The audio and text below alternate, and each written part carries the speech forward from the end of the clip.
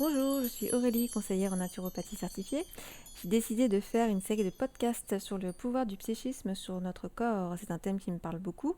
J'ai déjà fait un podcast sur l'effet placebo juste avant celui-ci. Aujourd'hui, nous allons aborder l'effet nocebo. On connaît maintenant l'effet placebo. Pour ceux qui n'ont pas écouté le podcast, je vous le remettrai en lien. Mais on connaît moins l'effet nocebo. Il est l'inverse du placebo, du latin nocere qui signifie je nuirais. Le nocebo est une substance inoffensive prescrite à un patient qui va ressentir des effets nuisibles. Pensez malade, vous tomberez malade. Il a été prouvé scientifiquement que se concentrer sur la maladie nous rendait malade. Bon nombre d'étudiants en médecine ont d'ailleurs ressenti les symptômes des maladies étudiées. Le même principe du conditionnement qu'on a vu dans l'effet placebo est applicable pour le nocebo. Par exemple, un médecin prescrit à une patiente une pilule rose en forme de losange. Celle-ci va lui donner des effets secondaires comme des palpitations. Elle retourne voir son médecin plusieurs mois plus tard pour un autre problème. Le médecin va lui prescrire un autre médicament, mais qui a encore une fois la couleur et la forme du précédent. Son cerveau a ancré la couleur rose et la forme en losange comme un souvenir négatif du fait des palpitations, ce qui va effectivement provoquer chez elle des palpitations, bien que le médicament ne présente aucun effet secondaire de ce type. Elle a associé un événement passé à une réaction physiologique. Le docteur Benson, professeur à Harvard et président de l'Institut Corps-Esprit à Boston, affirme, j'ouvre les guillemets, les chirurgiens se méfient des gens qui sont convaincus qu'ils mourront. Nous avons des exemples de patients qui, lors d'une intervention chirurgicale, souhaiteraient presque mourir pour aller retrouver une personne aimée. Et près de 100% de ces personnes meurent dans ces circonstances. Fin de la citation. L'effet nocebo peut aussi être introduit par le médecin si celui-ci est froid, distant et prescrit des médicaments sans expliquer pourquoi. Le patient va alors se faire des scénarios dans sa tête, s'imaginer des choses négatives. De la même manière, si un docteur annonce un cancer à un patient et qu'il lui parle de statistiques de pourcentage de survie, ces chiffres vont être ancrés dans la tête du patient. Le docteur faisant figure d'autorité, il sera d'autant plus dur de s'en détacher. Le docteur Jean-Marie Veloud, cardiologue, raconte, j'ouvre les guillemets, en 2007, un cas clinique racontait l'histoire d'un patient de 26 ans, inclus dans un essai clinique sur un antidépresseur, qui a fait une tentative de suicide en avalant 29 gélules de l'étude. Pris de regret, il se fait emmener aux urgences par un voisin.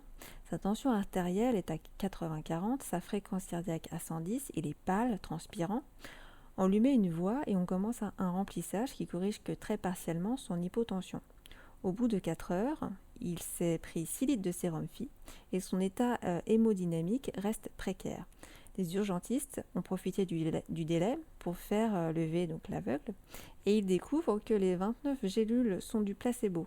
Il informe le patient qui sort alors en 15 minutes de son état de choc. Fin des guillemets. Certains chercheurs pensent que les symptômes prémenstruels pourraient être aussi une conséquence de l'effet nocebo. La femme sachant son cycle arriver, son corps développerait des symptômes via son mental. L'effet nocebo n'est pas qu'individuel, il peut aussi être généré par l'effet de groupe. Par exemple, récemment, lors de l'épidémie du Covid-19, beaucoup de personnes non infectées semblaient ressentir des symptômes.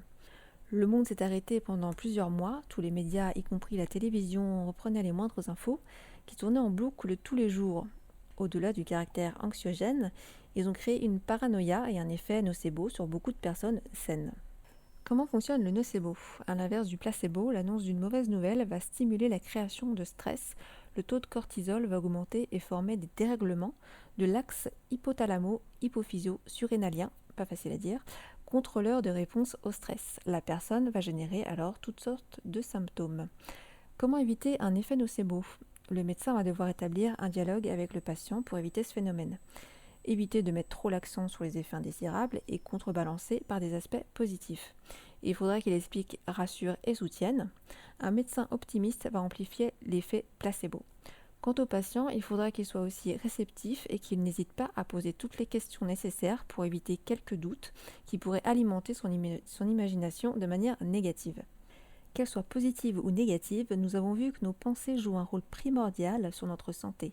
Si on se détache du contexte médical, il existe un autre facteur ancré en nous qui est présent depuis notre enfance et qui lui aussi a un rôle majeur sur notre santé. On ne se rend souvent pas compte tellement il est totalement intégré à notre façon de penser et pourtant il est bel et bien là et il peut faire des ravages. Ce facteur est notre capacité à rester accroché à des croyances limitantes. Et c'est ce que nous verrons dans un prochain podcast. En attendant, je vous souhaite une belle journée. Si vous avez des questions ou des remarques, n'hésitez pas de les mettre en commentaire, j'y répondrai avec plaisir. Et en attendant, je vous laisse et je vous dis à bientôt.